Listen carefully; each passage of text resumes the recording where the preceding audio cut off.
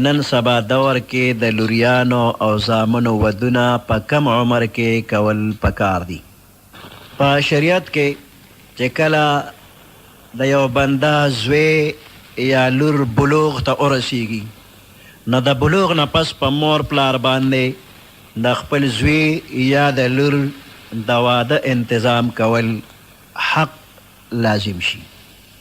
نو بیا په کم وخت کې چې مناسب کورنۍ ملو شي د الک د پاره یا د جینۍ د پاره مناسب کور ملاویږي مناسب رشته پیدا شي نو بیا د دې رشته کول پکار دي. څومره زر چې کیدی شي نو د خپل حالاتو مناسب د خپلو بچو ودونه زر تر زره پکار دي او چې کله مناسب همسیال خاندان ورته ملو شي. ابتدا د بلوغ نه ده او د انتها حد شریعت مقرر کړی نه دی.